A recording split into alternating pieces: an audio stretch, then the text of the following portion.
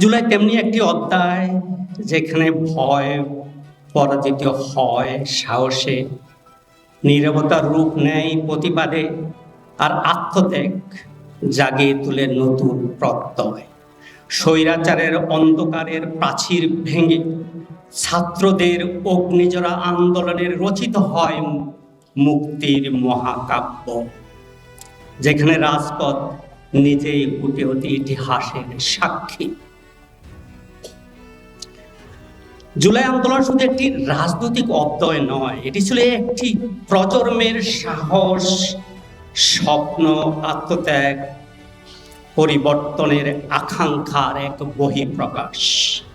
ইতিহাস আমাদের ঘটনা বহু জানা, কিন্তু ইতিহাসে প্রাণে লুকায়ে থাকে সেই মানুষগুলোর অনুভূতি, বিশ্বাস, অভিজ্ঞতা, যারা ইতিহাস রচনা করে। আজ তাদের এই মানবিক গল্পগুলো আমরা শুনব। আমরা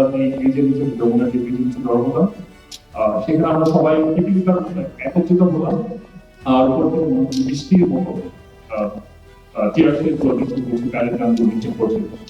সবাই দেখতে শুরু করছে। আমি সবসময় যেটা করতাম, আমার এই ফোনটাই আমি একেবারে হাতে ধরে এই জন্যই করতাম, ভিডিও কনফারেন্সের জন্য যাতে কেউ ঘুম না হয়ে যায়, ওর কারো লাশ যাতে আমরা ঘুম না করে ফেলতে পারি, এরকম বিষয়টা। সেই সময় আমার মনে হচ্ছিল এটা কোনো অবস্থাতে ফিলিস্তিন কিংবা লেবাননের থেকে কোনো অংশ কম ছিল না, আমার কাছে মনে হচ্ছিল। তো আমরা সবাই রণভূমিতে আবার পৌঁছাতে পেলাম। সেদিন সন্ধ্যায় আমাদের এই যে কালাচাঁদপুর যে অঞ্চলটা রয়েছে, এখানে আমাদের প্রায় 10 থেকে 12 জন হয়। এখানে যে কমিশনার ছিলেন তার সরাসরি সারাদিনের ইনকাম দিয়ে, সারাদিনের কামাই দিয়ে আমাদের জন্য পলিসি দিয়েছিল। তিনি আমাদের সবাইকে পলিসি দিয়েছিলেন এবং বলছিলেন, এবং আমার পলিসি জানেন আপনারা মোবাইল পলিসি করে তাকে ভিডিও করেন, এগুলা জনগণকে দেখান, দেশে দেখান। এই যে সাধারণ মানুষের স্বতঃস্ফূর্ত অংশগ্রহণ, সাধারণ মানুষকে আন্দোলন নিজের করতে পারছে না। 17 বছরের প্র্যাকটিসের কর্মপিরিয়ডের বিরুদ্ধে মানুষের মুক্তির আকাঙ্ক্ষা তৈরি হয়েছিল। সেই আকাঙ্ক্ষাকে প্রাইভেট বিশ্ববিদ্যালয়ের শিক্ষার্থীরা গণ আন্দোলনের মধ্যে দিয়েছিল। এবং আরেকটা বিষয় আমার কাছে স্পষ্ট এখন মনে পড়ে, 5ই আগস্ট যখন আমরা পুলিশের সাথে তীব্র গোলাগুলি পালাতে বাধ্য হল, 5ই আগস্ট সকালবেলা একজন যমুনাগিরির সামনে সেনাবাহিনীর কর্মীতে শহীদ হন। আর তিনি গাজীপুরে তিনি স্কুল শিক্ষক ছিলেন। তার ভাই যখন বিজয় করে আসলে তার সাথে যত্ন রক্ত লেগেছিল, তিনি আমাকে বললেন, রক্তের গান পাও, তাহলে মানুষের রক্তের গান এখন আমাদেরকে প্রেরণ করে, কিন্তু আমরা এখন সেই শহীদদের বিচার করতে পারি না। ওরা আমরা সাহস করি ইউনিভার্সিটির গভর্নর মুভ করি, তখন বেশ কয়েকবার আমরা বাধার সম্মুখীন হই এবং অনেক ঝামেলা হয়েছে, তাদের সাথে মারপিট হয়েছিলাম। এরপরে মাদ্রাসার সামনে বস করার সময় পুলিশের সাথে করতে হয়েছে। এই করতে করতে যখন মেনুরপাটা পৌঁছেছে, তখন দেখি অনেক শিক্ষার্থী, অনেক সাধারণ মানুষ রাস্তায় পড়েছে, মানুষ এই দেখে তো জীবনে এমন কিছু অভিযোগ হয়, তুমি আমার তুমি মেয়ার তুমি দাবার মিলে পেয়ার ছেলে ধোয়া, তুমি সামাজিক যোগাযোগ থেকে বা স্বাধীনতা কেড়ে নেওয়া, তুমি গৃহযুদ্ধের ময়দান হয়ে তোলা সমর, তুমি লাখো শহীদের মাতৃভূমি কোনো ইতিহাস। তারা খালি বিবর্তন করে গেছে, কিন্তু আপনি এখনো বেঁচে আছেন, আপনি আমাদের বড়। তখন আমার মনে হয় শিক্ষকের কি করছি, রাজনীতির জীবন আপনি ঠিক আছে, কিন্তু এইভাবে বাকি পদগুলি করে আমার দেশের পুলিশ বাহিনী, আমার দেশের আমার ট্যাক্সের টাকা দিয়ে জমা পছন্দ করলো, এইভাবে করে মাঝে আমার বসে থাকতো। ওই আমি ঘুমাতে পারিনি। পরদিন 18 তারিখ আমার বাসার উত্তরায় রবীন্দ্র সরকারে আমার একটা 15 দিকে একটা আমাদের থাকি, তো আমি উত্তরাটা দেখতে পাই, আমার সবকিছু দেখা যায়। এবং 9টা 10টার মধ্যে আপনার রাবার গুলি, টিয়ার গ্যাস, গোলাগুলি, মাইক্রোগুলি, সাইকেল বসে এই বাচ্চা যদি হচ্ছে তখন আগের দিনটা আমাদের তখন আমরা নিয়ে গেলাম। এবং আমাদের একটা বলি, একটা ইনসিডেন্ট বলি, মৌখান যেখানে তার শেষ ইস্যুটা করেছে, ওই জায়গাটি আমরা বারবার পুলিশে ধরা হচ্ছিলাম, আবার পুলিশকে দিয়ে ধুয়ে যাচ্ছিলাম। এবং একটা পর্যায়ে আমাদের ছাত্রদের যারা ছিল তাদের ইনোসেন্স, তাদের আনবায়াস নেচারটা বোঝানোর জন্য আপনি কি বলছেন? মাঝখানে আবার ব্যাকআপের কত কথা বললাম আমাদের ডিপার্টমেন্টের একজন তাদের উপরে আমাদের যে নদী করা হচ্ছে আমি মনে করেছিলাম যে এই সব কিছু মিলিয়ে আমরা আসলে নিজের থেকে সব সাহায্য সব বলে আসলে আমাদের আমার কাছে মনে হচ্ছে আমাদের আঠারো যে তারিখে থেকে এদেশে একটা পার্টি ইন্ডিয়ায় একটা ওয়ার্কের আমি আমাদের ডিপার্টমেন্ট থেকে একটা ফর্ম অনেক কথা বলে কিন্তু আমি এরকম বেশি আশা করছি না বা স্টুডেন্টদের কিন্তু অনেক বেশি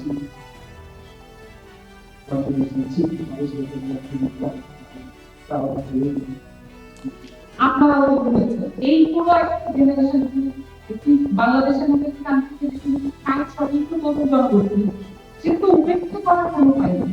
এটা কোনো সরকার কোনো দল কখনো করতে পারবে না, কিন্তু আমরা আমাদের কাছে শুরু করি এই 60% তরুণ জনগোষ্ঠী আমাদের আছে। এটাই হচ্ছে জাতীয় নাগরিক পার্টির সেই গ্রাউন্ড করে দাঁড়িয়ে পাঁচ সবসময় বলতে পারে এই বাংলাদেশ, আমাদের এই অঞ্চলের বাঙালিরা আমরা 71 পর্যন্ত বিভিন্নভাবে নির্যাতিত হয়ে নতুন এক অধ্যায়ের সূচনার জন্য যুদ্ধ করলেও পরবর্তী পর্যায়ে আমরা সেই 74-এর দুর্ভিক্ষও দেখেছি। পরবর্তীতে সর্বশেষ কোনো একক গোষ্ঠী বাংলাদেশের ব্যাংক বিমা থেকে আরম্ভ করে সব কিছু তারা রাতের অন্ধকারে নিয়ে গেল। অতএব পার্থক্যটা খুব বেশি এখানে আমরা দেখিনি। তার প্রতিবাদে আমাদের ছাত্র জনতা তাদের জুলাই অভ্যুত্থানে আজকে যে গণতান্ত্রিক সরকার প্রতিষ্ঠিত হয়েছে, আমার সাথে একটু আগেও এনসিপির নেত্রী সামান্তা শারমিনের সাথে কথা হচ্ছিল। আমরা আগামী দিনে নতুন কোনো বাংলাদেশ আবার আমরা নিয়ে এগিয়ে যাব। বর্তমান সরকার বিরোধী দল একত্রে হয়ে এই দেশকে আমরা সত্যিকার সোনার বাংলাতে রূপান্তরিত করে আমরা দেখতে চাই। আমাদেরকে সেই 2024 সালে 363 কোটি টাকা প্রয়োজন ছিল, যেভাবে টাকা দেওয়ার কথা থাকে, এবং এটা চেকের মাধ্যমে অথবা পে অর্ডারের মাধ্যমে দেওয়া হয়, কোনো ক্যাশের সুযোগ নেই। সেইখানে দেওয়া হয়েছিল 100 কোটি টাকা। আর 300 টাকা কথা হিরো করছি, সেই টাকা দিয়ে আরো আপনার 20 কোটি টাকা পেয়েছিলাম বিহীন ইনফর্মাল সোর্স থেকে। সেটা দিয়ে আমরা 831টা শহীদ পরিবার 5 লক্ষ করে টাকা দেওয়ার কথা দিয়েছি। সেটা মন্ত্রণালয়ের চেয়ে বেশি, কারণ আমাদের বন্টন নীতিমালাটা ছিল আধুনিক। আমরা গবেষণা করে তারপরে চিন্তা করেছি এটা কোনো বাপদাদা রেখে যাওয়ার সম্পত্তি নয়, এটা হচ্ছে তদনুদা। এর বন্টন হচ্ছে যিনি ক্ষতিগ্রস্ত হচ্ছে তার অনুপাতের সাথে একটা সম্পর্ক করতে হবে। সো এটার আর্থিক ক্ষেত্রটা করলাম চিকিৎসা। আমাদের কোন চিকিৎসা বাজেট নেই। যেই রোগীটা আমাদের ফাউন্ডেশনে আসেন এসে বলেন আজকে এমআরআই না করলে পরশু দিন আমার অপারেশন হবে না, আমরা আমাদের এই কর্মকর্তা কর্মচারীদের আবর্ত প্রায় টাকা থেকে তার এমআরআই করিয়ে তাকে একটা অপারেশন রেডি করে অ্যাম্বুলেন্স ইউরোপ যেতে হবে, পাতল টাকা করতে পারে। তারপরে আপনার নারী যোদ্ধা বাচ্চা হবে, সিজারিয়ান অপারেশন আমাদের এই কর্মকর্তা কর্মচারীদের বেতন থেকেই করে। এরকম অনেক অনেক উদাহরণ রয়েছে যেটা আমরা করেছি চিকিৎসায়। আর কি বলে পুনর্বাসন 150টা পরিবারকে আমরা জীবিকা নির্বাহের ব্যবস্থা করে দিয়ে আমাদের কিন্তু জন্য বাজেট নেই। তার টাকাকে কষ্ট দিয়ে যোগাযোগ করে জেলা প্রশাসনের সাথে যদি খাওয়ার ভয় ভেটেরিনারি চিকিৎসক জেলা প্রশাসন এদের তার টাকা তার, বাট আমরা প্রস্তাব দিয়ে শুধু শিক্ষা ক্ষেত্রে যদি আমরা একটা সংস্কার করতে পারতাম যে এদেশের 70-100% শিশু বুনিয়াদী শিক্ষা পাবে, তাহলে আমাদের শ্রমিক শ্রেণীর অবস্থা ভালো হতো এবং আমাদের শিল্প কারখানাতে চাহিদা থাকলে তাদেরকে কাজে লাগানো যেত।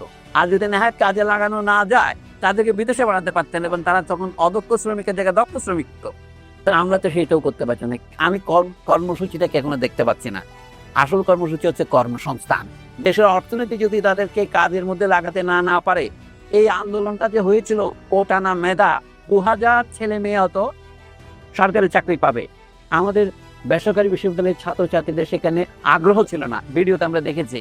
কিন্তু যখন রক্ত একবার প্রবাহিত হয় সেটা আবার উজাড় যায় না। বলে হিমালয়ের গঙ্গার স্রোতকে আবার হিমালয়ের দিকে প্রবাহিত করা যাবে না, রক্ত নিচের দিকে যাবে। এই জন্য একবার যখন আমার প্রতিবেশী রক্তপাত হয় তখন আমরা আন্দোলনে শরিক হই, কিন্তু তারপর শরিক হওয়ার পর এখন আমরা কি করব?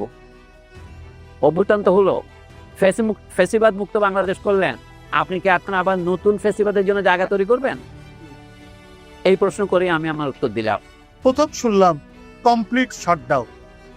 কমপ্লিট শাটডাউন শুনে আমার দল থেকে আমাকে বলা হলো যে একটা এর প্রতি সমর্থন দেওয়ার জন্য। এর মধ্যে যত কর্মসূচি আসছে আমরা সেটা সমর্থন দিচ্ছি।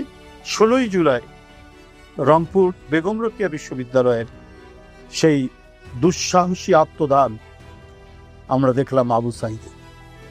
এটিকে কেন্দ্র করে যে আন্দোলন আরো তুঙ্গে উঠে গেল, সেই আন্দোলনের মধ্যে আমাদের দল থেকে আমাকে বলা হতো প্রত্যেকটা এই কর্মসূচির মধ্যে সংগতি জানানো এবং আমাদের নেতাকর্মীরা যে যেখান থেকে আছে তারা পার্টিসিপেট করা, যাতে আবার ওদেরকে আবার কেউ মানে সরকার চেষ্টা করবে ছাত্রদের আন্দোলনের মধ্যে একটা পলিটিক্যাল কালার দেওয়া, যে পেছন দিকে বিএনপি আছে সেটাও যেন বুঝতে না পারে।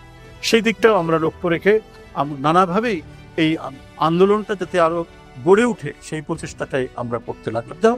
এই করতে করতে নানা দিকে গুলি খাওয়ার কথা শুনছি, মানে পুলিশের গুলিতে হত্যার কথা শুনছি, যুবলীগ ছাত্রলীগ ধেয়ে আসছে, এইসব ঘটনাগুলো দেখতে পাচ্ছি। 19শে জুলাই আমি বের হলাম এক জায়গা থেকে, যে আমাদের একটা কর্মসূচি দেওয়া হয়েছে প্রেস ক্লাবের সামনে সমাবেশ, সেই সমাবেশকে অর্গানাইজ করার জন্য আমি একটি মোটরসাইকেলের পিছনে মানে একটি আন্ডারগ্রাউন্ড প্রেস আর কি, যেটা ভূগর্ভস্থ কোনো একটা জায়গায় আমি লুকিয়েছিলাম, সেখান থেকে বেরিয়ে মোটরসাইকেলের পিছনে করে যাওয়ার চেষ্টা করছি। দেখি মানিক বিআই ভুলিয়েতে মানে আপনার রামদা ধারালো অস্ত্র পিস্তল নিয়ে একটা মিছিল হচ্ছে সরকারি দলে। এরপরে কিছুদিন এগিয়ে যেতে দেখি যে রাস্তার মধ্যে কেউ কিছু করার চেষ্টা করছে, খুব ভয় পেলাম, কি হতে পারে। তারপর কাছে দেখি যে গণতন্ত্র মুক্তি পাক একটা মানে একটা ফেস্টুন কেউ ধরে আছে, বুঝলাম যে না এরা এই আন্দোলনের পক্ষে। গিয়ে দেখলাম কিছু সাংস্কৃতিক কর্মী একটা পথনাটক করার চেষ্টা করছে। সেই পথনাটকের ওইখানে গেলাম, ওখানে কয়েকটা কথাবার্তা বলে তারপরে আবার মোটরসাইকেল চেপে প্রেস ক্লাবে গেলাম। যাওয়ার সাথে সাথে চারিদিকে ভয়ঙ্কর সাউন্ড গ্রেনেড, তারপরে শর্ট গানের গুলি ইত্যাদি খবর পেলাম, এখানে শব্দ শুনতে পেলাম আমি যখন ভিতরে ঢুকছি। কারণ সামনেই কয়েকটি সংগঠন, ওই জুনায়েদ সাকিব বা নুরু, এদের কয়েকটি প্রোগ্রাম হচ্ছে, ওইখানে পুলিশ আক্রমণ করেছে। এই শব্দ শোনার 5 মিনিটের মধ্যে দেখি 50-60 জন পুলিশ ঢুকে একবারে প্রেস ক্লাবের ভেতর থেকে আমাকে নিয়ে চলে। প্রেস ক্লাবের ভিতরে আমি চা খাচ্ছিলাম, সিনিয়র সাংবাদিকরা আমার যাওয়া শুনে আমাকে ভেতরে ডেকে নিয়ে। তরুণদেরকে একটা কথা বলবো, তোমরা যখন জাতির সংকটের সময় আসে তোমরা তখন এগিয়ে আসো এবং এগিয়ে যাবে। সেটা যুগে যুগে এসেছিল, সব সময় আসবে এবং আগামীতেও তোমরা সোচ্চার থাকবে। কিন্তু তোমাদেরকে একটা কথা ভাবতে হবে, I was not someone who was prepared to become university teachers. When I saw that my career, my country, my nation is going towards different direction, a person like me would never ever be successful in any way, neither in career nor in prospect, nor I will be actually part of a change maker in this nation. There is no point of spending your time for unnecessary matter. Shape your career, go for the education again, shape yourself being an individual with intellect, and you are the one you are going to come back as being as a leader of the organization, leader of the society, leader of the community, and you will see that how you become part of the nation, game-changing matter. You do not have to be a minister, you do not have to be a prime minister, you do not have to be. You become a change maker who can contribute the nation.